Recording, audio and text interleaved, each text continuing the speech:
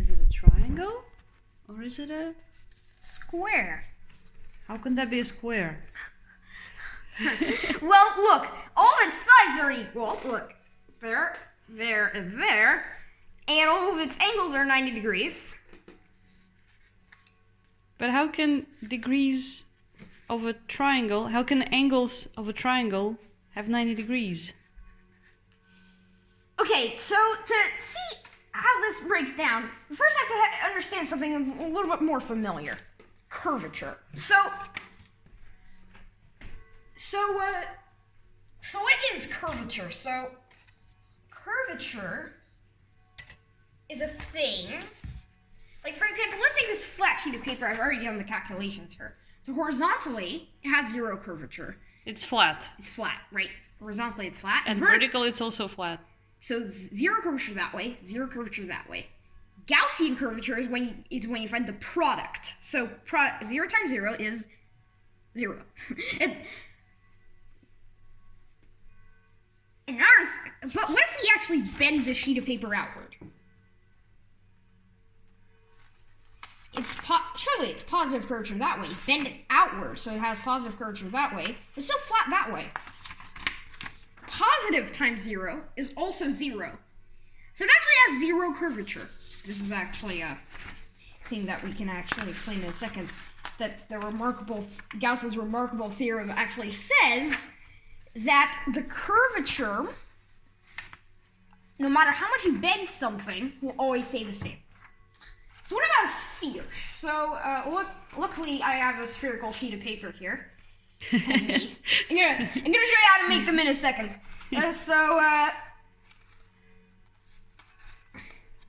So it's positive going that way and positive going that way, right? Bends outward both ways. Positive times positive equals positive. So sphere has positive curvature. Okay, now banana. So a banana, yeah, you can write out a banana, that's allowed. So it bends outward that way, positive, and it bends outward that way, positive. Positive times positive equals positive. But curvature doesn't remain constant. For example, what if we flip this banana? Surely it's positive going that way, but it's negative going that way. So positive times negative equals negative. So this banana, at least on the bottom, is like a saddle shape, which means it has negative curvature. What about the other side of the sphere? Yeah, well, what about if you flip it? Is it negative inside? Well, not really, because look, bends inward that way, and bends inward that way. Negative times negative equals positive. So this sphere still has positive curvature. And that kind of makes sense, because, that positive curvature, that thing is, like, still round. And then a negative curvature thing is more like saddle shaped like this. And also that wouldn't violate Gauss's remarkable theorem. For example, if I flip it, that the Gaussian curvature would stay the same. Positive, that is, over here. This is so cool. So this is why here the degrees are of the angles, how many degrees the angles are 90 it's sort degrees. Of like, because well, this it looks is like it's a little bit less than 90. Geometry. This is a different kind of geometry. This is Euclidean geometry. There's another thing, I don't know what it's called. I'm going to call it spherical geometry. But there's a name for it, but I forgot what it is. Now what about the universe? Actually, let's first tackle this triangle. First tackle this triangle. It was on a sphere, so positive curvature. It was on a sphere, so positive. Oh yeah, you cut out the triangle. Out of the sphere. You cut the triangle out from this ball. On a plane, we have classic Euclidean geometry says that if we have a triangle, for example, on this plane, then I can measure these three angles here. They would all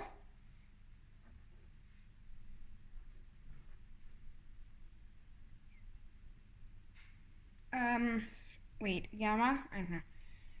They would all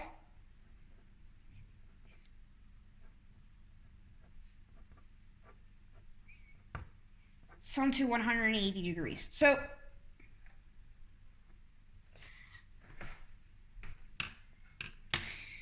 on a sphere, however, that law doesn't work. On a sphere, the angles are actually always bigger than 180 degrees. On a... There's some, you mean? Yeah, so... The sum of the angles of the triangle. In this case, the sum is 270 degrees. Yeah, if we consider all of them to be 90. Although they're probably sort of like 90-ish. Yeah, like 90-ish. Yeah. For a negative curvature thing, like for example a pseudosphere, yes, that's what it's called, or a horn, or a funnel, the sum of the angles will always be less than 180 degrees. So that's how you can actually make a square with 5 sides on that sheet of paper.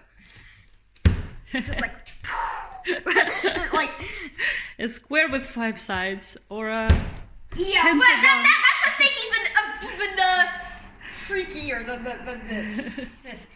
Lastly, I'm going to show you how to make them. So, but I wanted you to tell me about the universe. Oh yeah, what before kind that, I just want to tell you about the universe. The universe has actually is a little bit more difficult because it has 2 extra dimensions. It has one more space dimension and a time dimension, right? So it's a 4-dimensional sheet. I can't even imagine that. 4-dimensional sheet of paper flexing in 5-dimensional space. Okay. So let me have that sink in for a second. Because and so it measures the curvature. It's a crazy 5-dimensional being measures that curvature of that 4-dimensional sheet. It would be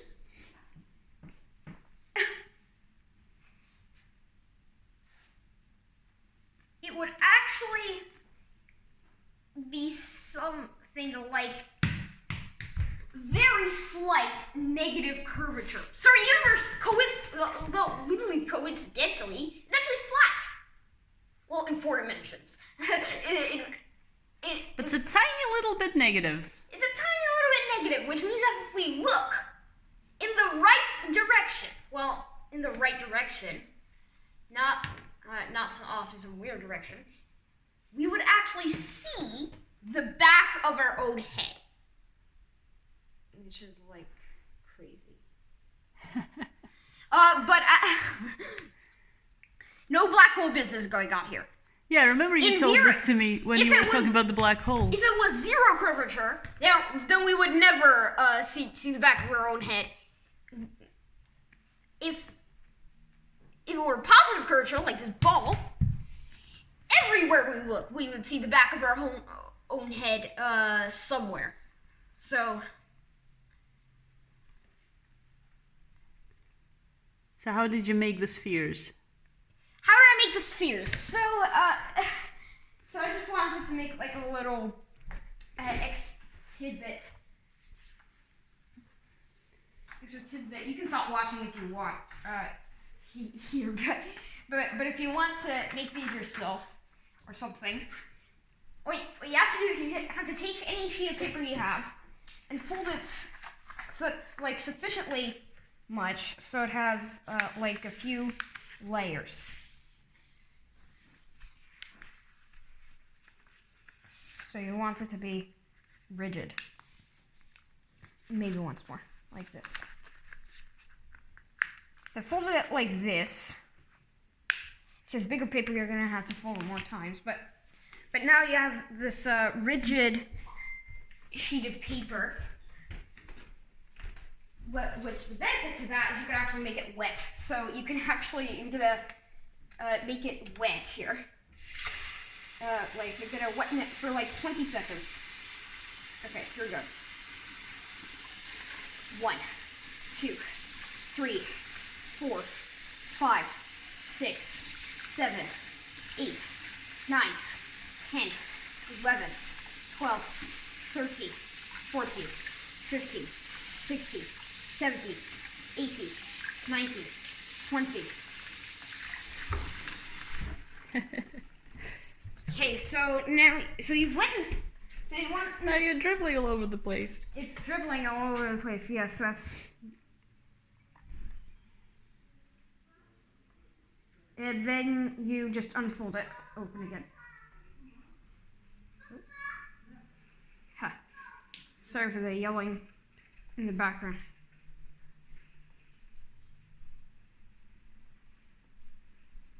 I got like this wet tissue. Then what you do... And then you wrap it around your face because it's such a hot day. No, and then you get positive curvature. you wrap it with around the nose sticking a out. soccer ball. So we can make another one of these if we want. Just let it dry. I don't know how much exactly, but like. Oh, it depends. If you like, if you put it on the heating or outside in the sun, I think it can dry in about an hour or even less. But you left it overnight. I left it overnight and it dried out. When I took it out for the previous one I did, and I gotta wait until this one dries out now. So so. But we won't. So I have this next. So I have this next.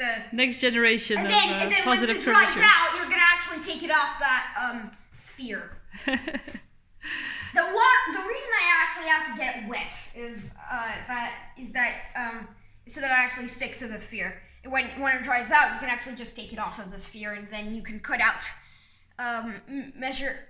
Actually, you can measure carefully the distance here, and then you could just go like south and then east and then north by that distance, like with a pencil, and then you could like cut that mark, cut those marks out and get your three-sided square. Once you take it off of your sphere. So your next project is a 5-sided square. My next project is a 5-sided square, but I need to get a pseudo-sphere, so which I don't know how to do.